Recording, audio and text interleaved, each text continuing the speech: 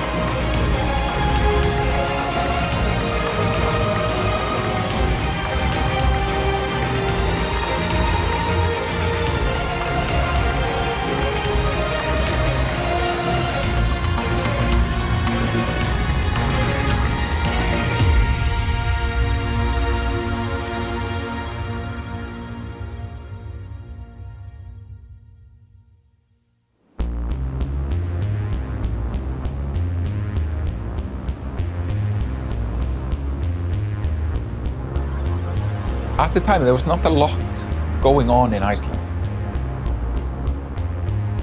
I started doing, well, I guess game development, but wasn't exactly that.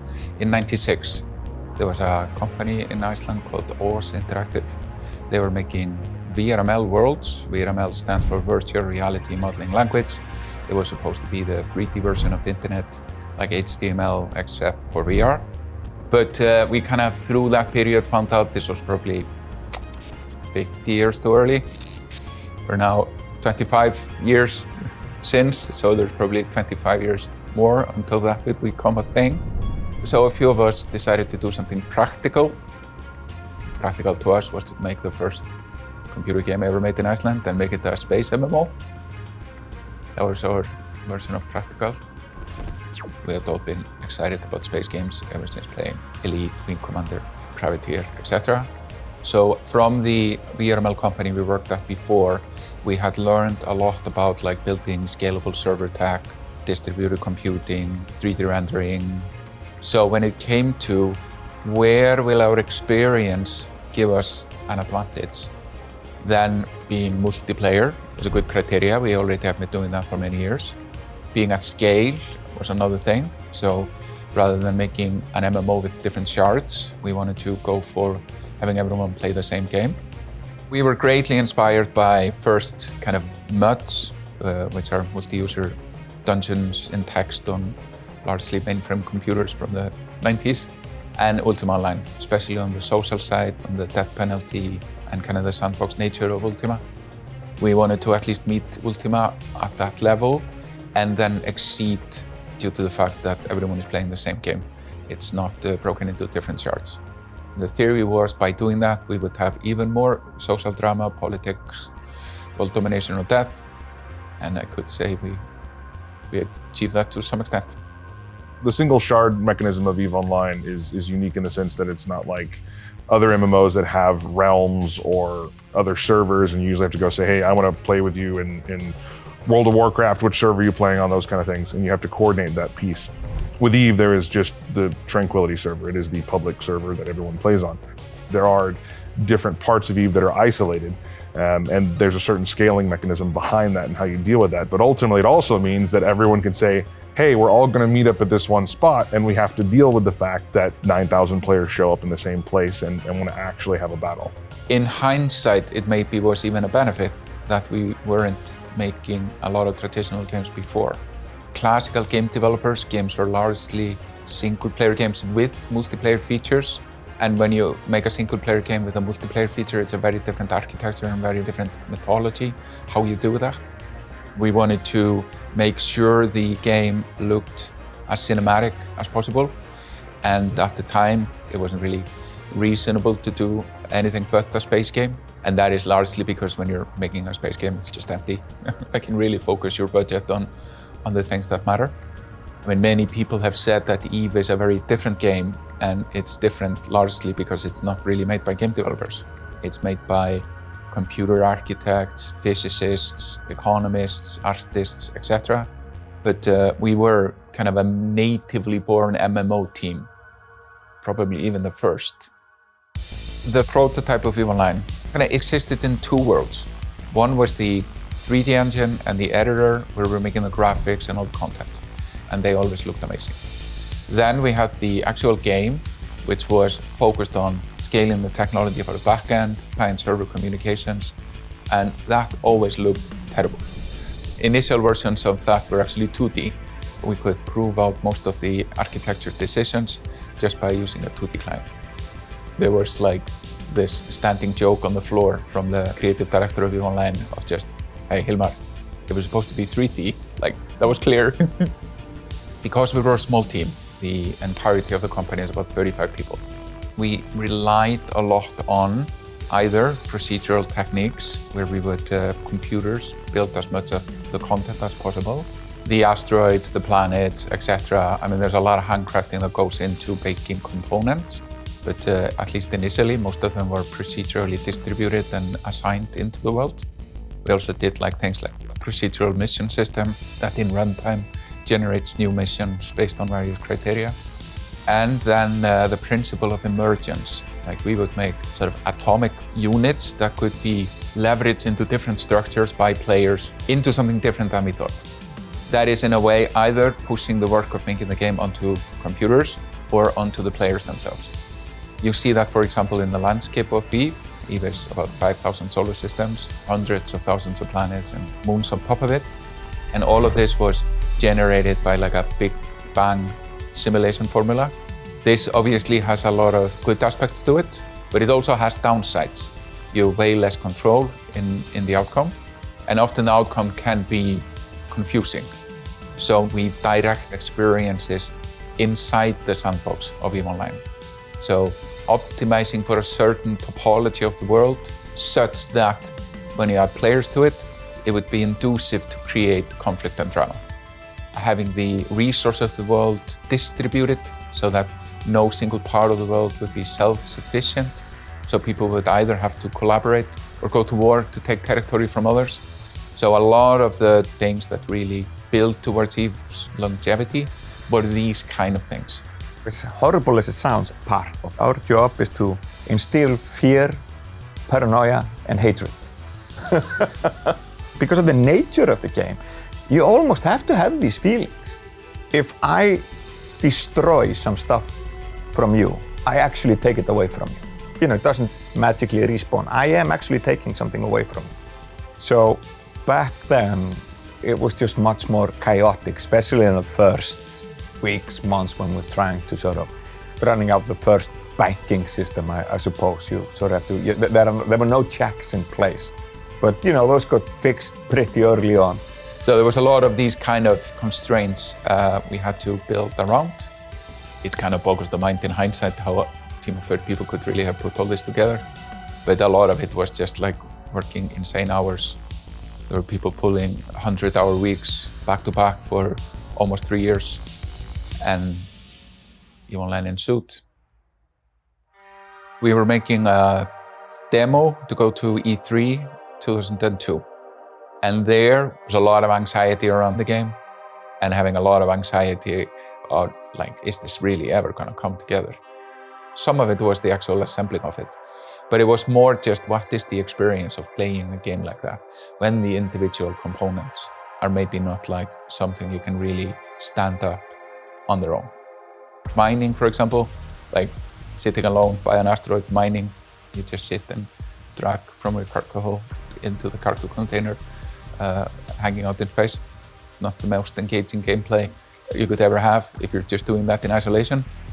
The game is so vast, there are so many features that each and every single one of them could all benefit from a bit of a polish.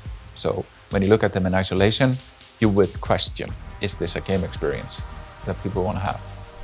We had kind of pulled together with a lot of shortcuts, a version of the game that didn't scale, wasn't properly put together. We took all the shortcuts possible, focused on the experience. I think we called the version Emerald. We did this kind of internal releases that all had kind of romantic names. And that was the version where it really sort of came together. It had all the main components of the game. You could go into a belt, mine, you could find NPCs in that belt, all the players could come and disrupt you, you could fly back to a space station, you could reprocess your ore, you could take the minerals, you can build a new spaceship, you could take the spaceship and sell it on the market. This is kind of the core loop of EVE Online. And that all came together and looked amazingly good. It looked like science fiction. Like, it just didn't look like a game from that era. I remember, like it happened yesterday, how amazed I was, how good looking the stuff was. Basically, the overall feeling of it, it was so deep somehow. The nebulas, you know, if you look back now, they were not really that great. We have done a lot of improvements. But at that time, it was just so deep and immersive. It hadn't been launched already then, so I was just seeing what the guys were working on, and I was currently working in my own company. I thought I would definitely want to work with those guys, and that's exactly what happened. And even ourselves were kind of blown away when we all saw it come together. And when we took that to E3 and we showed screenshots from the game, nobody believed these were screenshots from an actual game that existed in 2002. It's a little bit like I guess a symphony effect. When it all comes to unison, it's a totally different feeling. And EVE is a game about the context you're doing things in, not so much concretely about what you're doing moment to moment. It was kind of a mixture of relief and excitement. We could all play it, we could all like see it functionally work and also sort of emotionally work. So it was like a great boost to morale because we had really been toiling away to get the game to that point. And that was the feeling where it's like, yep, it's gonna work. Now we just have to make sure it scales. Early 2003, we started kind of alpha and beta testing in earnest. We have done some closed alpha testing before that, but this is kind of when we were opening the doors. And we had a massive issue with server stability. What is the challenge with making a single-threaded MMO? Well, it's kind of server stability and performance. And we had massive issues running EVE Online on Pentium 3s on the back end. There's a lot of different systems that have been kind of glued and duct taped together in various different ways. And back then, you didn't have the resources to be able to cover the overhead needed to constantly observe what's happening. And we have this wonderful experience at the end of April 2003 called the Armageddon event, where we have like 160,000 people like run through a day of playing the game, which was massive to us. I mean, we come from a country of 300,000 people. It was like half the population of Iceland was playing the game in a day. But like, it was a struggle. Like, I had to reboot the servers almost every hour. Like, we had to tweak and tune, and we were just like, okay, we're not ready for this. Then, due to the state of the internet at the time, we had made a publishing deal with a company called Simon & Schuster, which had an interactive games and software division. Simon & Schuster is mainly a book publisher. And they were going to distribute CDs, and that was going to be the distribution method. When we were doing the beta test, people downloaded the game from the website, but nobody really released the game like that. You had to have a game in a box and release it in a store. But Simon & Schuster earlier that year closes down their game publishing division. And they had made a distribution agreement with Vivendi. And there were about 30,000 boxes in channel, as it's said. So when we go from this kind of Armageddon event with 160,000 people melting down the servers and over to the released version of EVE Online, there were only 30,000 boxes in existence. And they were just in stores randomly around the world. So there was this interesting kind of ARG going on with EVE players of finding the boxes. People were saying, hey, I found 5 boxes in Milwaukee. gonna scratch the CD keys and send to you. So there is this period of like calm where we go from 160,000 people playing down to like 1,000 people playing while the boxes are being found. And that got us kind of wonderful air cover where we could patch up the servers to gradually grow up to 30,000. And then we were able to make a deal with Salman & Schuster to buy back the publishing rights. On the 3rd of December 2003, we open up the download and then people start to come in waves. But there was this period for the first 6 months when it went from like 1,000 people playing to like 30,000 people playing, or like 28,500 was it actually. We didn't find all the boxes. There's still some boxes just lost in the wild, which interestingly made that kind of a golden cohort for EVE that then became the foundation for all the alliances and the kind of social intrigues in the beginning. So when people were joining post that event, they were joining some kind of social infrastructure that had some time to develop. EVE Online comes online in 2003, 6th of May, and we've been chasing its tail ever since.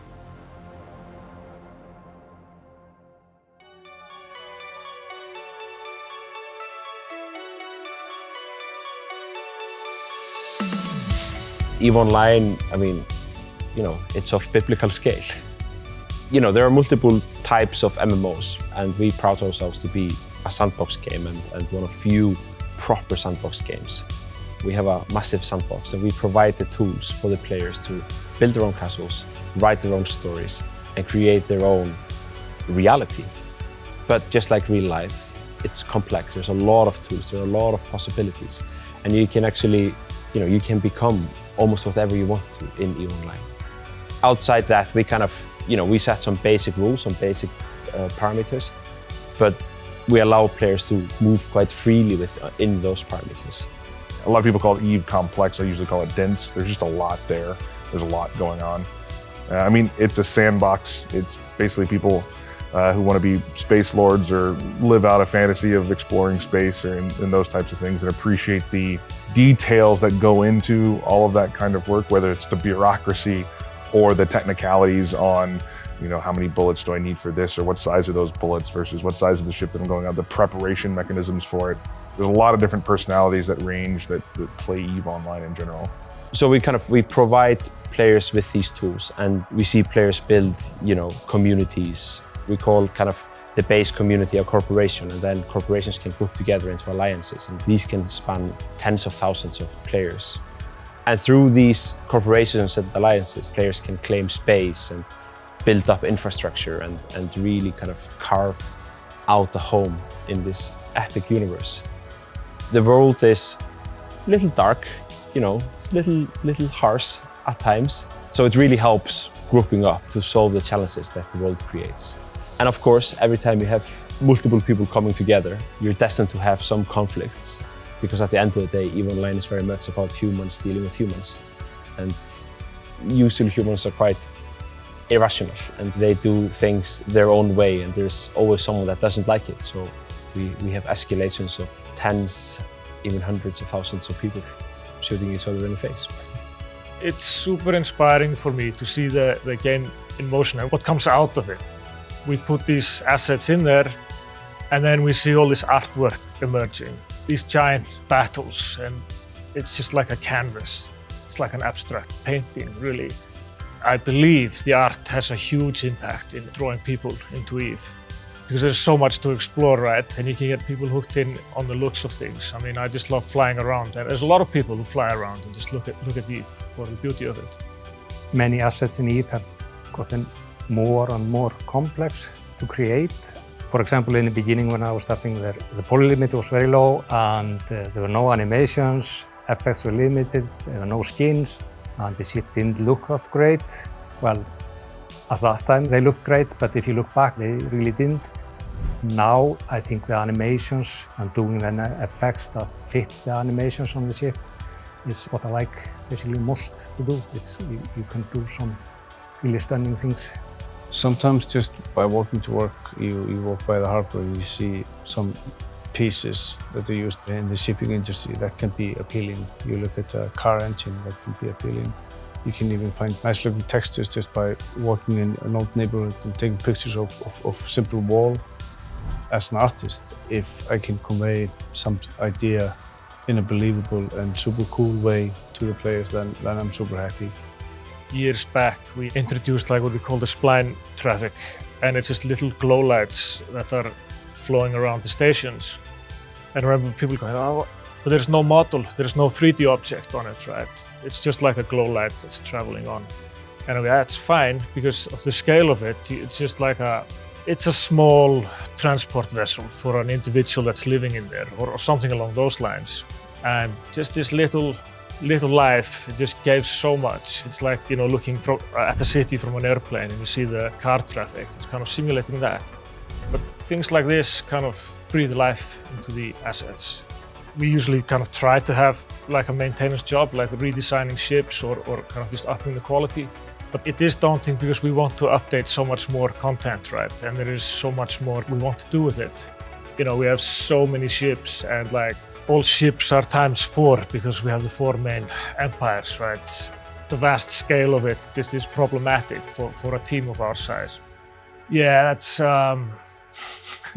it's a very tough one. It's over 7,000 systems. These systems are like multiple light years across. Traveling from one corner of space into the next corner of space can take hours to do. Since it was first launched in 2003, it's been in continuous development. And throughout that time, we've of course added content for players to consume, but also we've also added a lot of tools for players to create their own content or provide content to others through mining for resources to build, you know, better ships or better structures for your empire, or if it's to take down someone else's achievements. The quote-unquote content, the areas of interest and focus, a lot of them are created and generated by the players and built by the players. Yeah, EVE Online without its players is a very lonely place. In the beginning, that was the game we wanted to make. And it also was the game we were kind of forced to make, because a game that has more control built into it just takes more time to build. Giving this much work and control over to the player base was in part just a way for 30 people to make EVE Online in 3 years. We had conversations about X, Y, and Z happening, and we had conversations about like so many things happening. But when it goes from theory to practice, it is just very different when it actually happens. And there are nuances to how it happens, the impact that it has on the people involved and on us that you couldn't really anticipate. So we just start to lean into it a lot more. But I've definitely seen, we have had people come into CCP and be uncomfortable with it. And not necessarily always for the wrong reasons. This kind of structure and freedom is a balancing act. It sort of doesn't matter what you do. Someone is happy, someone is not happy. You know, it just depends on game style. It'd also be a lot easier if everyone played the game the same way. If you play FPSs and everyone plays it more or less the same. It's maybe different. Some is a sniper and all that stuff, but the goal of the game, the mechanic of the game is basically the same. Run around and shoot people or camp and shoot people. In EVE, there are so many different kinds of gameplays and so many different ways people play the game, and there is real economy as well. So you as a miner, it's not only like if I make the pirate's life easier to actually capture you, you are not going to be happy. But also if we are making changes to the economy of the world, the resource distribution of the world, it's going to affect people. Some people are going to be affected in a positive way and other people are going to be affected in a negative way. So one of the core principles of EVE is that loss has meaning. Like everything that you build can be lost. And when it's lost, it's gone forever. That is a key component in, of course, the economy, and it's a key component in building a community. But it's also a key component in the sandbox itself. It makes wars more meaningful in EVE. It makes interactions more meaningful because you've taken something away from someone else. Giving loss to someone, that kind of very dramatic thing to do. That in many ways is such a key driver in the motivation for people, you know, to stay and kind of really get their revenge. I mean, this isn't necessarily a new concept. This has been a concept that's been around for a very, very, very long time. I mean, There have been books written about this for hundreds, thousands of years. But it is a very scary and daunting task, not knowing kind of when that marketable moment comes. It's always challenging to have to take what players do because players are often surprising us. As the game grew, the complexity of player stories increased and the different regions started to take on their own character. So there would be players building their empires in different parts of EVE, and those would become the stories of those areas. And then you would have the great wars that developed over the lifetime of EVE. For a lot of players, they just want to purely create their own stories in the pure sandbox, and that's great. But some players like to create a story that is a combination of their story and, for instance, a particular empire. The lore of EVE Online has always been very responsive to what players do in the game. A lot regarding the factions, the explicit NPC factions of EVE, has been shaped by players. In many ways, everything that players do in the game is canon. One of the things that we strive for is that the world creates as epic stories as the players do.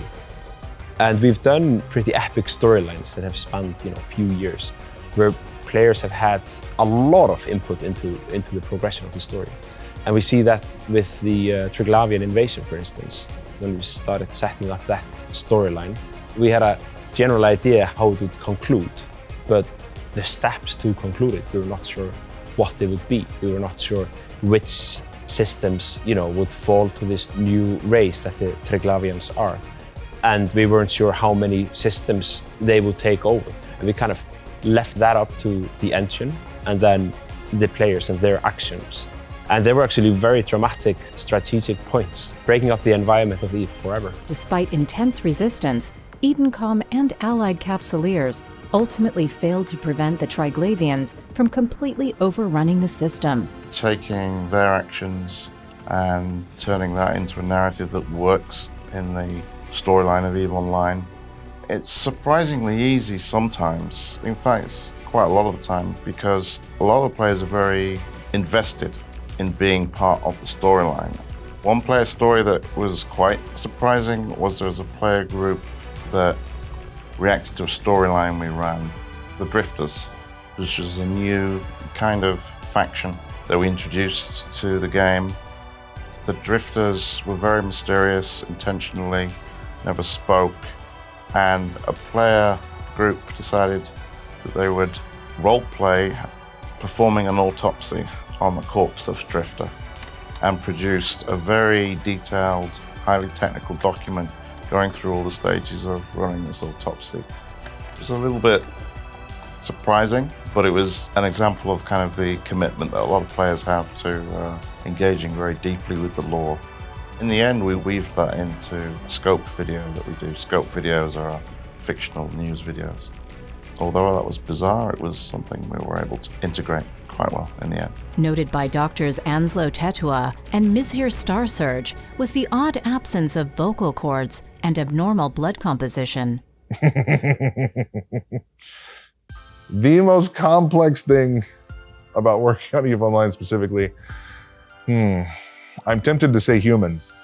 If you look back at when EVE Online came out, they were pioneering a lot of things. Like, they basically started solving everything with hammer and Cat5 cable. Fast forward 20 years later, the landscape has radically changed.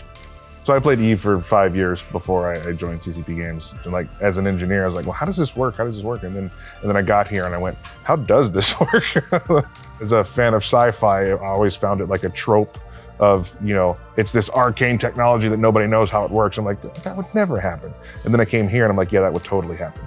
Because we find all of this really old software that nobody really knows how it works anymore. And when they built it, they didn't have the same tooling that we have now. And so as we're retrofitting a lot of this legacy code with newer tool sets, we can see how it's working. And there's a lot of things where we hook it up and we're like, I'm sorry, it does what? I don't know, it'd be like going back in time and you travel back in time with an MRI machine. You're like, nope, this is what's wrong with your head. With any product that's been out for this long, I mean, there's a lot of challenges. And there are a lot of features in EVE that were the best idea at the moment they were written. I oftentimes have to remind developers and players that when the game came out in 2003, Like the min spec was a 36.6 kilobit modem, which is ridiculously slow. It is ridiculously slow. You know, the iPhone came out in 2007. So when the iPhone came out, like this whole notion of UX like changed overnight. So there have been major challenges kind of as technology advances and as new best practices come to light, you know, how do we adapt and how quickly can we adapt? For instance, right now, we're completely rethinking how we do UI and UX and how we author it and how we build it. It's a very big and dramatic change because we're changing interaction that has been, in some cases, the same for 19 years. How do you kind of inject new while still maintaining all this heritage that you've built? I oftentimes compare EVE Online to some of the, you know, the small houses in downtown Reykjavik, where you basically have a house that was originally built in maybe 1880s or 1910 or something. But over the years, you know, the windows have been changed, the roof has been changed a couple of times, and the cladding has been kind of spruced up, it's been painted. And all of a sudden you stop and you look at it and you notice like the house, it's a brand new house, but the chimney is still there. Like that's still original. That's kind of the backbone. That is the kind of the structural, the main structural element. That's the DNA of the house, and that still remains, and that kind of keeps the house up, and that keeps the flavor and the sense of the house. And EVE Online, in many ways, is like that. Like the DNA, the core spine is still there, even if features have been exchanged, they've been updated, they've been completely swapped out. So EVE Online in 2003 and EVE Online 2023, it's not one-to-one, but you know, the essence is still there. The game is kind of like a living piece of art. And I mean, unfortunately, or it's even just reasonably, like sometimes when new developers are coming to CCP, we don't always have all the documentation for all the feature set because it would just like drive you crazy to maintain all that. For a game that is so big, sometimes the reference material is the game itself, is players analyzing systems of the game, it's like YouTube tutorial videos, often from players. The documentation is something that players have created because the features of the game also exist in generations of different implementations. It is kind of this large sort of community creation.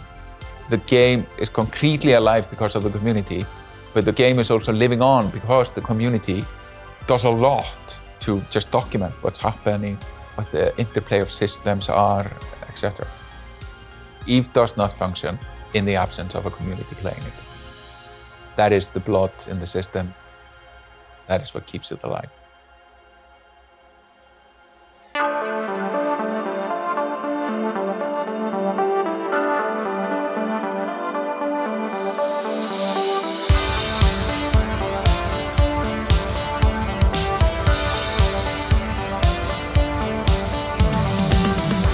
You can't buy this.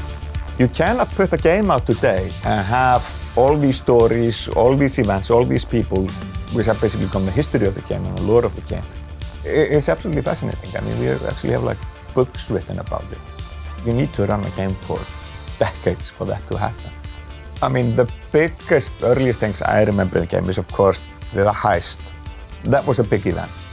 In early 2006, there is a heist. Somebody had built up a corporation of like 500 people, which was quite big back then, and he had run away with the money. Just to let you all know, yes, it was a scam. Sorry about that. There was an uproar of like, CCP has to undo it. 500 people have now lost all their money, which had obviously transfer value into reality through real money trading websites. So it, to some effectiveness, was real money. And some guy lied and cheated and took all the money and ran away. But we kind of consider it and we can't really intervene because the guy just broke trust. He didn't like hack the client or did anything. The game is about that. It's not on us to assure that people are honest. You know, I pay for this game. I'll play it how I want to play it. I haven't broken any rules. I'm taking your money off you. You give it to me. I didn't hack your accounts to take it. You handed it to me. And now it's mine. And there's nothing you can do about it. So we make a ruling. We're not going to intervene. No rules were really broken. and all the people left. They were like extremely disappointed. We lost 500 players, and like we are even more up in arms. No, this was the wrong call, and blah, blah, blah. But earlier that year, there's an article in PC Gamer magazine about 2004 heist, and 5,000 people joined because they want to live in a world where anything is allowed. So that was the first example where stories from the player base became the most important way to promote what the game is about. You everyone, good night. There is never a dull moment. We're either like reacting to something the players did, or we're trying to create more content for the players, and you sort of become a custodian of this universe that so many people care a lot about. The big one will probably be Goons versus Bob. I really liked that war because there was like pure hate, which made it interesting to watch from the outside. There was just so much passion in it. Okay, say something fun to Goons. Die. For a while, I was a little bit opposed to player gatherings. I used to run around the office and say, why are we hosting these peace meetings? These people drink beer together, they socialize together, and you know, next time around, I really don't want to take your stuff. You know, you're kind of a nice guy. I had a few beers with you, you know, a couple of months back. If you're gonna have a really good war, you really have to seriously dislike your enemy. I just love it. I think it's absolutely fabulous to see thousands of players just meet in space with all those ships that we have created, doing their thing and being so passionate about it. It's just makes me every time so happy. It's just awesome. There is a very romantic idea of EVE Online out there. Players kind of see this as this evil, daunting, backstabbing, dystopian cesspit. And then they come in and they quickly realize that, like, yeah, I'm gonna be shot in the face, but that shot in the face usually is followed by a message like, hey, do you understand why you died? And it's at that moment when people like realize the beauty of EVE. And even if the world can be quite dark, there is hope. One of my favorite player stories is about Katja Sai, the first pilot that managed to visit every system in EVE without losing a ship. It's an epic achievement. It's over 7,000 systems. There is something about kind of, you know, nothing's impossible. Everything can be achieved. You just gotta put your head into it and we can conquer the impossible. Yeah, what a moment. Like, that's just amazing. So we created like a statue for that. Seen so much cool stuff, like the cemetery, for example. The players had a place within EVE where they would go to remember their fallen friends. So we want to kind of, this deserves like a real statue or a memorial site. So we went through designing a monument for that. You know, and then there is artists like Lloyd George that are painting our ships, and it's like kind of gone the whole circle. You know, we design the ships, it goes into game, and then it's an artwork again. It's amazing, and just like the passion of the players, which can be quite scary sometimes as well. It used to surprise me, but I've now become quite accustomed to it. I think it can be quite surprising to some of the developers, and certainly the efforts to which players will go to kind of hive mind what the answers to the story might be, what the solutions to some of the really puzzling mysteries might be. The one thing that does quite often surprise me is how rapidly players come up with the right answer, even though we're not ready to release the right answer to them. So that's sometimes surprising. EVE players are as different as there are many. It's really easy to kind of put them all into a box and say, EVE is about A, B, or C. But what we've seen throughout the years is that, you know, you have artists that play EVE, you know, that are just almost building sculptures in the game. That being, you know, placing structures perfectly, you know, around the moon, or building a cube of corpses as a sculpture in space. Then you have, you know, of course, militias and combat-driven players, and then industrial corporations. So the game becomes what you want it to become. And, you know, one group saying you played it wrong and the other one as well. The third game kind of happens at that intersection. It's interesting to hear EVE players talk about one another because they'll use the word content about what they do. Like, they are the content, basically. I grew up like playing Quake and, you know, doing IPX LANs for Duke Nukem back in the day. Like that's what I grew up playing. And then to suddenly switch into this world of people are not playing games to be competitive or to win, they're just playing to connect with other people. When I first got in EVE, I'm like, I want to murder everyone. And then I also like would watch the other side of the spectrum that play EVE, where it's just like, people are mining asteroids. I'm like, that looks so boring.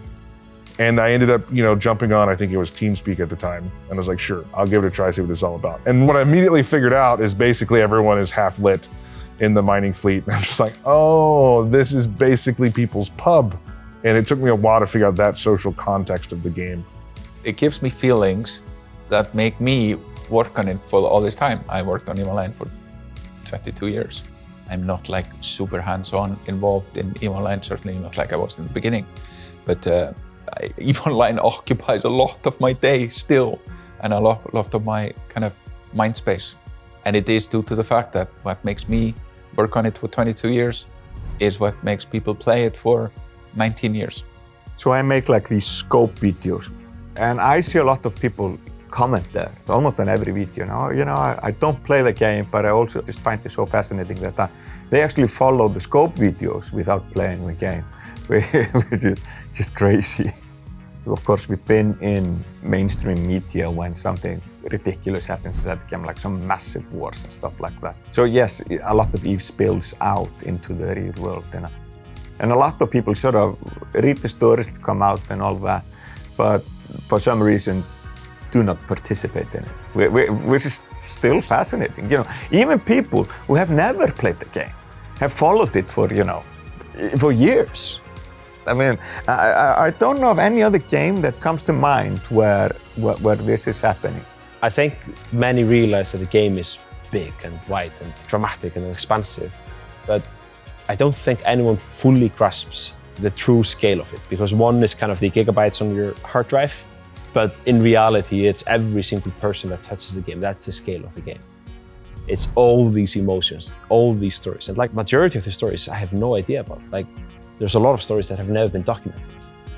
Someone passing away or going, out of the way to help someone to get to a certain location or achieve a goal. In some ways, it's actually endlessly big.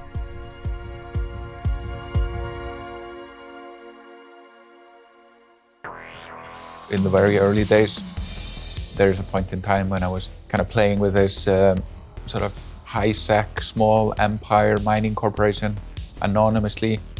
I mean, it's kind of older guys. Like the leader of the corporation, he had the issue that his grandkid was always pulling the modem plug, and we're kind of learning, kind of through experience, the actual social dynamic of mining.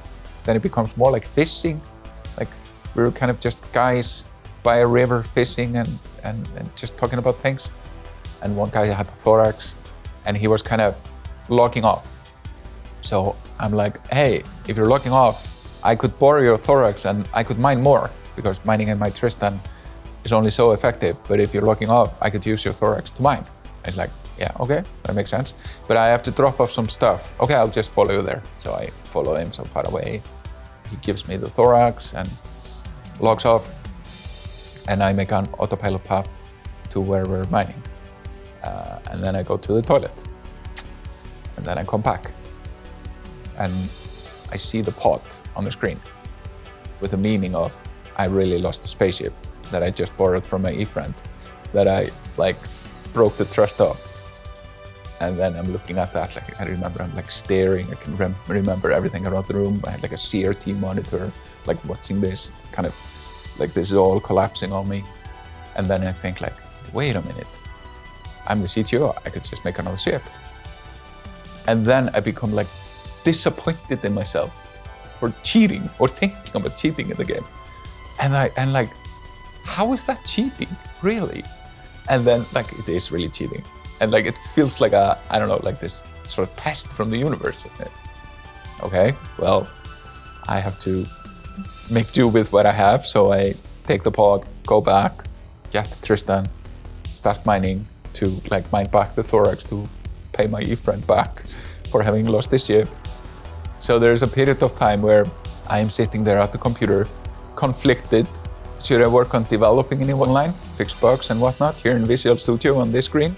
Or should I mine here to make do on my promise to my e-friend to give back his thorax, which is the right thing to do.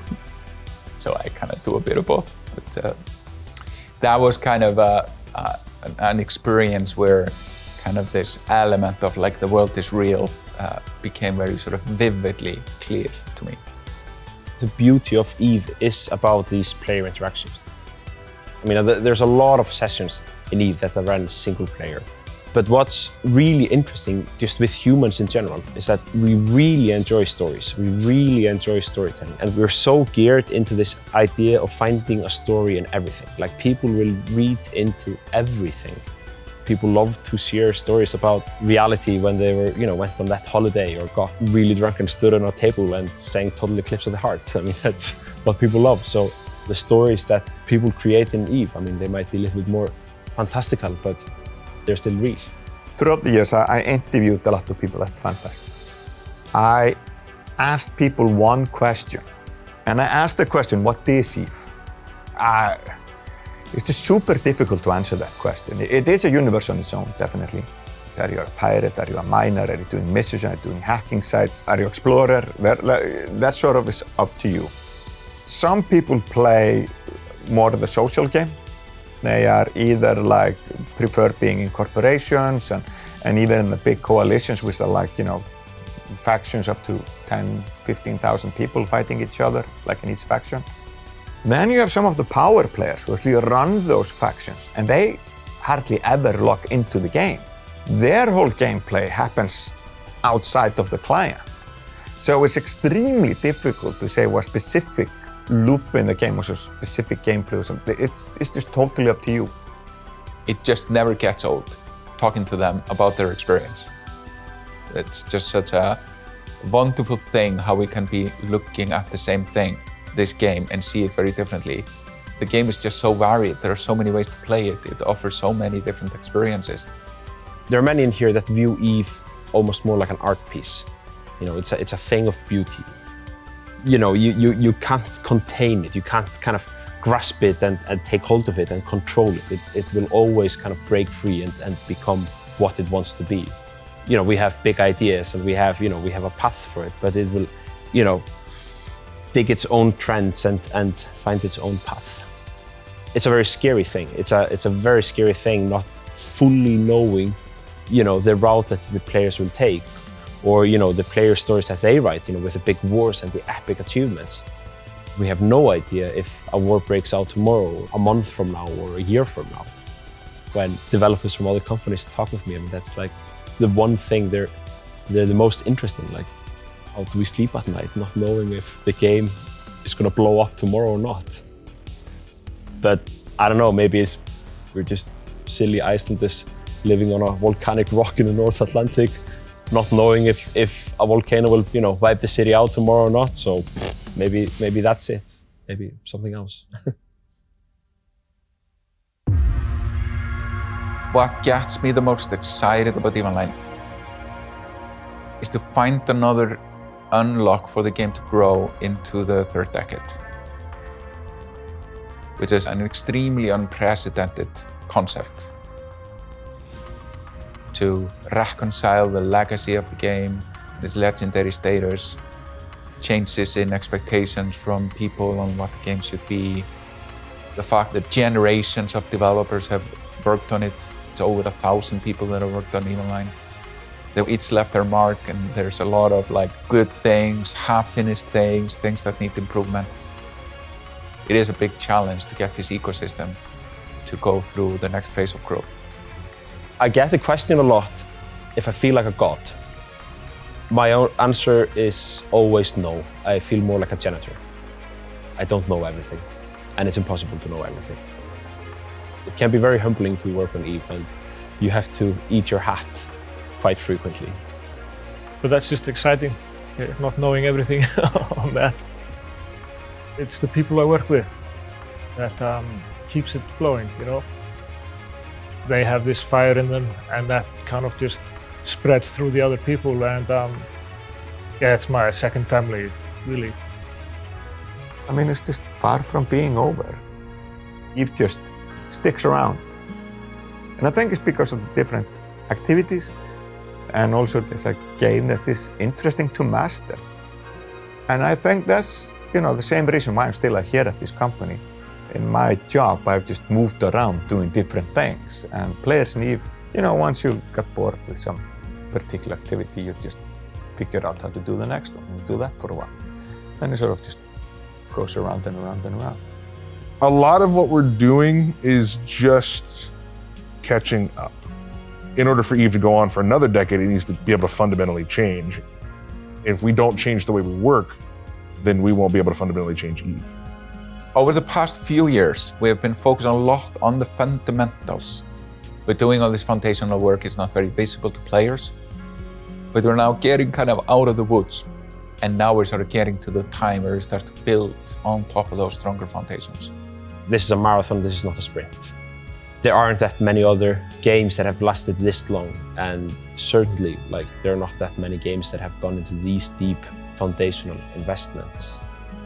But we do it because our goal is that EVE will outlive us all, and we're the shepherds of the game right now, and someone else will pick up where we leave when the time comes. I don't really know. I don't really think about it much. It's just, okay, here's the next challenge. How do we overcome that? And then another exciting one comes along. Okay, how do we overcome that? So it's more about taking it on as it arrives and kind of in this general direction of having EVE Online go on forever. So I don't really think of it doesn't seem to be an end state.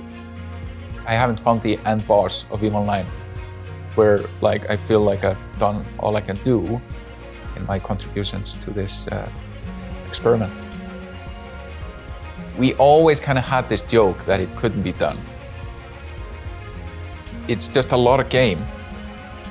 This was completely unprecedented. And when you're doing something that nobody has done before, you always have the anxiety of, well, maybe there's a reason nobody has done it. Maybe it just can't be done. When your plan is to go to the moon and nobody has gone to the moon. When you actually go there and you land on the moon, that's when you kind of get the moment of yeah, okay. But you don't believe it until it happens.